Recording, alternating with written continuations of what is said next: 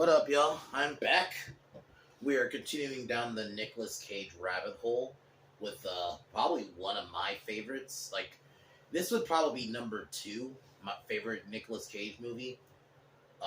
Face Off. The whole premise. I mean, yeah, it's a little out there, especially considering it's not even set in like the future or anything. But I really thought it was a fun movie. There's just like performances, like John Travolta when he was when he Castor Troy as him, he really pulled off the Nicolas Cageism. Like it's almost like Nicolas Cage was delivering the lines. I thought he did a good job. I thought Nicolas Cage attempting to be John Travolta was great. The whole premise in itself is, I mean, it has you think in a way because this premise of this dude who killed your son is now posing as you, banging your wife, getting close to your family. Like, it does kind of have you think in that sense. That's what I was kind of thinking watching it the whole time. I'm like, my God, I can only imagine being in that situation while you're locked in prison as the guy who killed your son. You have it's so great, good. But yeah, basically the premise is Castor Troy attempts to kill Sean Archer, that's John Travolta, but ends up killing his son. 6 years later, Archer almost has a drop on Troy to arrest him, but then Troy ends up getting put into a coma. So the FBI and they suggest like an experimental thing where this is where we get the soul surgery. And I'll admit, they do explain the whole face surgery thing really well. They even give you like a whole visual thing. I do like that. At least like when a movie tries to do like plots, like these big kind of plots or something that is a bit complicated, they try to explain it to the audience for the audience to understand. And they explain it in a way that makes sense and it isn't like overly complicated and convoluted. So yeah, he surgically, because Troy's brother Pollux, who you might recognize, I recognize him as the dude from JP3, Billy Brennan. But I think that was like the only other movie I've ever seen him in besides JP3 was this one. But he refuses to talk, so Archer as Troy tries to get him to talk by posing in prison, coming to prison with him and trying to convince him. But while this happens, Troy actually wakes up from the coma, gets Archer's face, kills all the people who know about the actual experiment, and basically takes over Archer's life. And I did think that aspect is really interesting. Like it's like it has you thinking this dude killed your son, and the wife doesn't know because he couldn't. Because they even say to the movie that he can't tell anyone. Like Archer can't tell anyone about this mission. So he has to it's so fucked up, man. Like I admit, this whole movie is really good, and the fact that Travolta was able to pull off Nicolas Cageism is great. It was awesome. But yeah, and basically Archer has to try to get his face back. That's pretty much the premise of the movie. It's a batshit crazy premise, but it's a fun one. Came out in '97. It was like watching it last night was a fun watch, and I highly recommend it if you haven't seen it. Just for like the performances, it's nothing crazy. Like the plot isn't convoluted. I think it's another one that like the title says it. It's Face Off. So, but anyway, I'm gonna get started here, and yeah.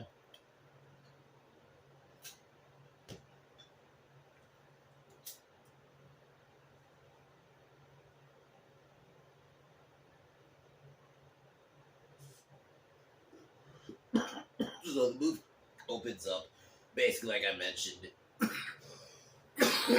Troy tries to assassinate Archer, but he ends up he hits Archer, but it ends up going through and hitting his son. Sorry, and hitting his son. His son dies, and it's like a sad scene. I think it's done really well, and I even like the way they have it like visually styled where you could tell it's a flashback, but not a. Sorry, I'm just turning the fan a bit because it's just it's hot here. But yeah, I really like the way this was done, and then we jump 6 years later, and basically, I really like when Travolta is on Sean Archer. I really like how they. I think Travolta does a really good job of portraying being praised. Like, this is all he's been doing, and it's understandable. This dude killed your son, and he portrayed being a. That's all he's been doing is hunting Troy. You know, like even it's even like, affecting his marriage, like, you know, and you know his family. So, and then we get our introduction of Troy in like the pastor uniform. I'm not gonna lie, that scene was fucking hilarious. I was dying, man. You could tell Cage was having fun. Like, probably my favorite Nicolas Cage is batshit Nicolas Cage. Um,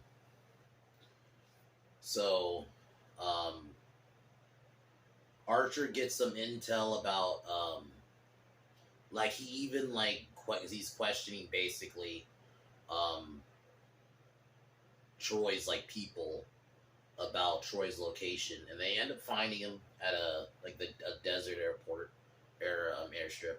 We get a big shootout. Pollux, Troy, his younger brother, ends up getting arrested, while Archer confronts Troy. We get that iconic scene where they have like the fucking guns on each other.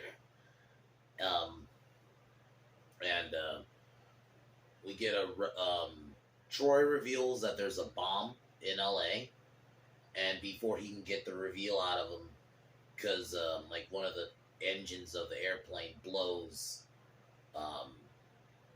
Troy into like a thing. He basically ends up get put into a coma, and Pollux refuses to talk. So the FBI suggests this experimental face thing surgery so he can pose as Castor Troy, not Carter Troy. Sorry. And I like when we get to that scene where they basically explain how it's done. I really thought it was done well, and they even explain like how he's able to change his voice to match Troy's. Like they did everything. I think they did. Like this was like movies with like big premises like this at least used to be like explained to you, but in a way that's digestible. How this shit is done and how it works in this movie, and that's what makes it believable. And that's why I can accept it. You know, even though this movie isn't like set in the future, it looks set kind of at the time modern. But so Archer has one last night with his wife, and his wife and his daughter are fine. Like they're not. I don't think they were really, in terms of performance, they weren't anything special. But I thought they were fine. They served the role. You know, like they did their job. But so yeah, he gets this surgery. And yeah, he goes to prison. He starts a prison fight to prove himself as Troy, and gets some information from his brother about the location of the bomb. But actual Castor Troy wakes up, and they don't show this because we actually see it more. Because there's a scene where Troy, as Archer, shows up with and basically explains how he got Archer's face. He basically he forced the doctors to do it, and then he killed basically all the people who knew about the experiment, and basically says, I'm now going to live your life. And it's so, when I was younger, I just watched this movie just to see these two act. But rewatching it now, it has me thinking about that. Like, this dude killed your son, now is wearing your body, and is now, while you're locked up, in the body of a fucking guy. It's a lot. It's like really a lot of shit to think about. And yeah, so basically he takes over Archer's life, and he plays him differently. And like I'm going to keep mentioning this, Travolta did such a good job portraying Nicolas Cage. Like he really, I can buy a lot of the lines he was saying. I can see Nicolas Cage saying that. I thought he did a really good job. So Archer's basically whole arc, and now is trying to get out of prison while there's even a scene where we see him basically bang his wife, which that's so fucked up, man. It's so fucked up to think about. And then yeah, we get a scene where Jamie, his daughter, brings a guy home, and the guy forces him. And it's actually, I think it was Danny Masterson. It's fucking ironic too. He has rape allegations. And this movie was before all that, but it's still just it's kind of crazy to think about. But so yeah, Archer beats him up. Troy is Archer beats him up and gives his daughter a knife. And then yeah, Archer gets out by causing a prison fight. Gets out and basically we get this is where we meet Archer's Troy's girlfriend, who we get a reveal of his son, which I really love that scene where Archer first sees Troy's son, and you could because he thought he was thinking of Michael the whole time. It was so well done, and it's a sad story, man, in that kind of sense, you know. So, but Pollux now knows that Archer's Troy by basically he gives him the location of the bomb so he can look like a hero in front of everybody. He ends up killing the chief FBI director. He makes it look like a heart attack. God, he played it so good, man. But yeah, he ends up. So after that, he does a raid on his old gang's house, and yeah, we basically get a big shootout. And I love how dramatic. That's what I love about 80s and 90s action movies. The dramatic shootouts where they're like, everyone's like all jumping while they're shooting. It's all slow-mo. They slow-mo and they jump and shoot. It's fucking funny. So, they end up doing that. A lot of his gang and the FBI die, including his brother, Pollux dies. And, yeah. So, Troy, not Troy, Archer goes back to his house.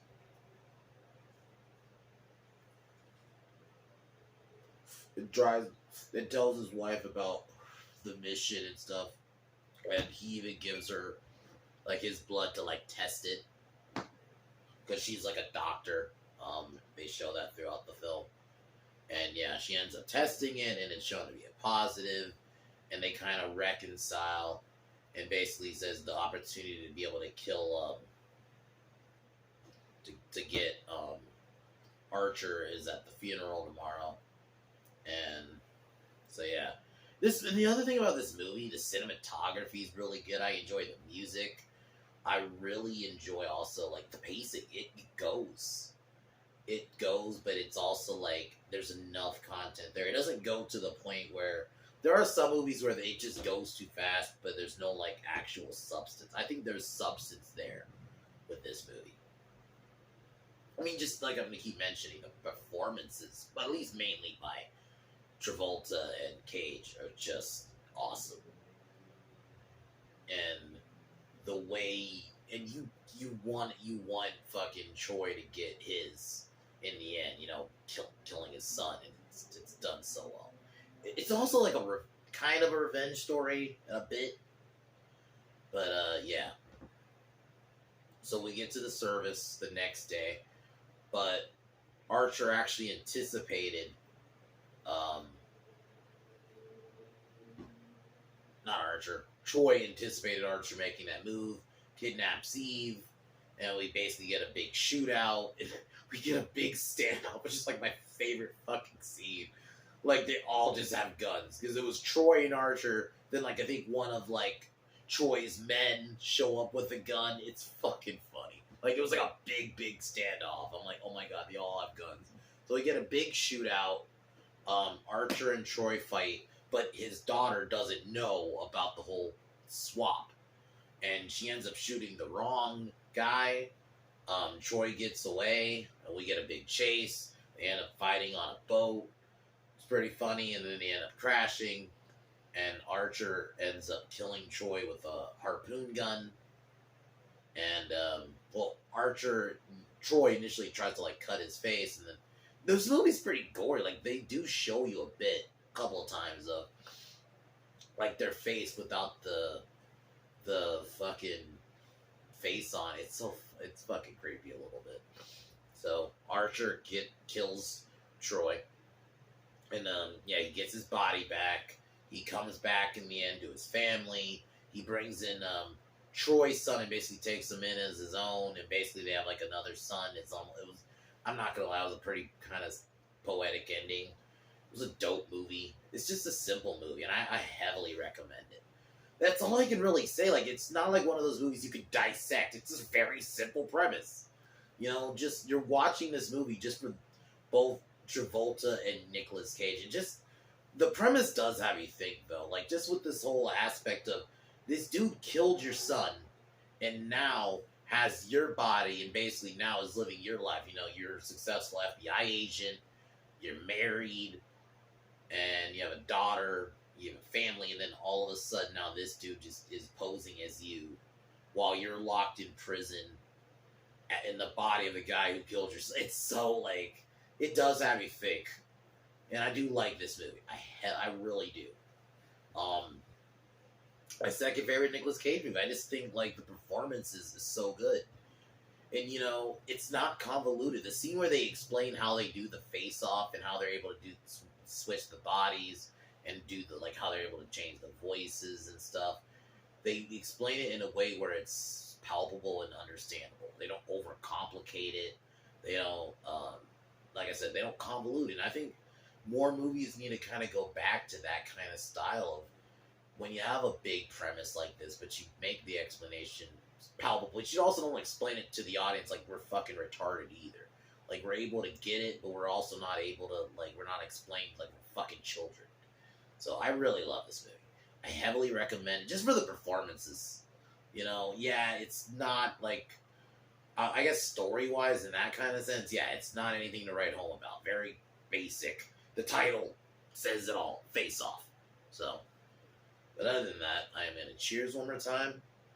Gonna review Final Destination. I'm going to be honest, I didn't really care for those movies at first. I remember watching those the first time being like, this is just movies literally of people just dying because of random shit. That aspect I did not like at first. But then, as I got older, I really did think, in this sense, why these movies can work is you're not tied to a timeline, because you can honestly kind of keep those movies going forever, because you can just get a new group of people. The only timeline is, the events of the previous movie happened, but they're not beholden to a timeline. You could just, here's this set of characters now.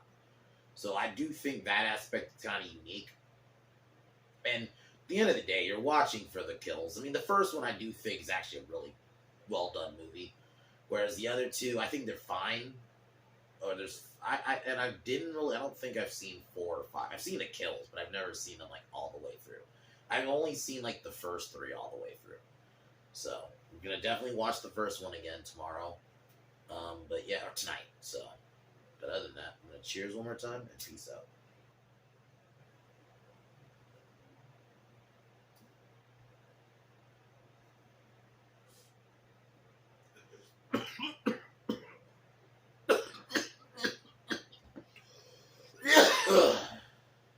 As usual, I'll talk to y'all tomorrow. Fuck the Biden administration. Peace.